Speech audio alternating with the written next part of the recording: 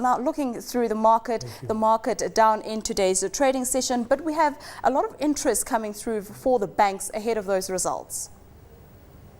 Yeah, I mean, we normally see a pop in banking stocks right ahead of results. We saw the same, towards the end of the year, when they were supposed to release their audited numbers, and that actually drove the index for the major part of Q1. I think we can expect a sort of similar sentiment going forward. Now, looking at the bourse down in the session, could you perhaps say that it has broken that rally that we have seen over the past couple of weeks?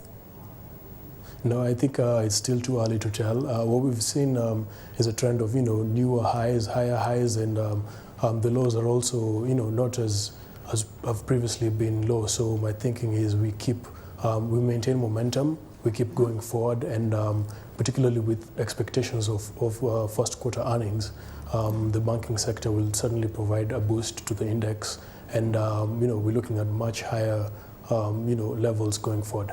Now, looking at the fixed income market, all eyes have been on that 2-year bond auction worth 5 billion shillings, which was due to be closed today, with some investors really saying that the government paper, given that it's offering those high interest rates, likely to attract foreign demand. Was this the case, and what type of rates did we see coming through for that bond, if you have seen the results already?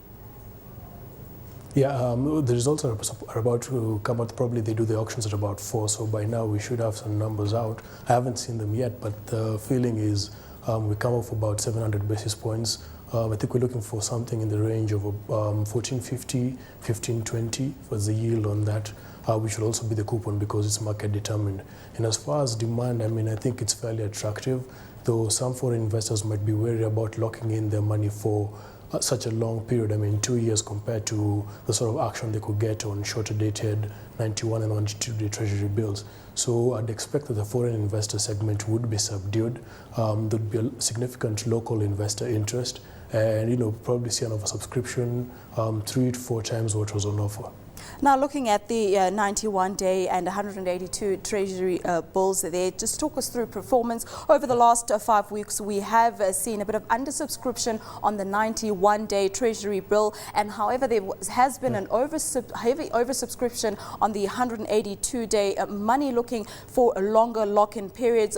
Do you see this trend continuing going forward? Yes, I certainly believe that will be the case going forward. I think whenever you have any sort of auction, I think 364-day, 182-day, 91-day, the further out it is on the yield curve, the more attractive it will appear at these levels.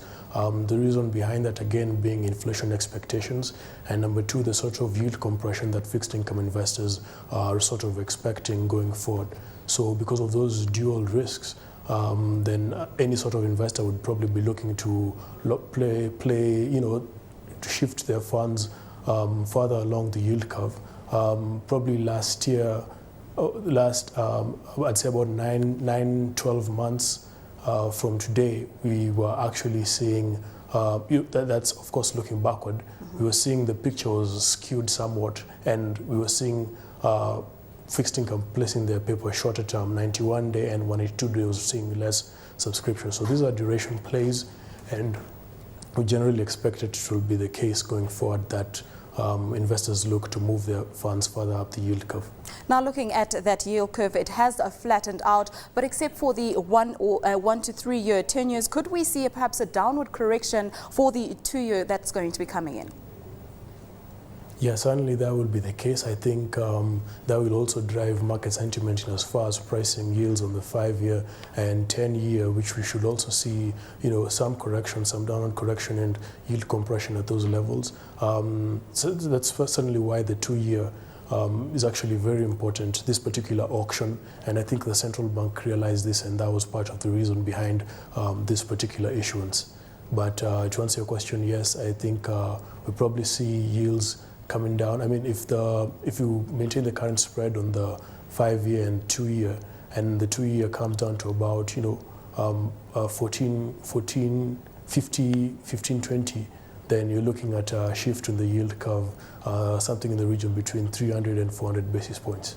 Now looking at the shilling, we have seen it strengthen about 2.2% against the dollar thus far. What's likely to support the shilling going forward? Yeah, I mean, I think the key things going forward, number one will be we're expecting inflation numbers to come out by the end of next week. I think that would be a positive for the shilling. Another thing, of course, will be the interest rates remain high. Yes, we're seeing short-term rates coming down, but at the same time, we've seen they remain fairly attractive compared to what you'd be getting in other markets. So certainly that would be supportive of the shilling going forward. Interest rates, real returns are still positive, so that's another positive factor. I think if we look at the reason, part of the reason why the shilling did not actually strengthen beyond 82, going into 81.80, was because of central bank intervention, and we had the central bank buying a lot of currency in the market, trying to keep the shilling at that 82 level. So we think that with the $600 million that's expected to come in, with additional disbursements to the central bank under the IMF, reserves are going to grow more than they are right now. It's about $4 billion. I think we're forecasting something between 4.2 and 4.4, and certainly that would be supportive of the shilling at current levels, and even to strengthen from here on.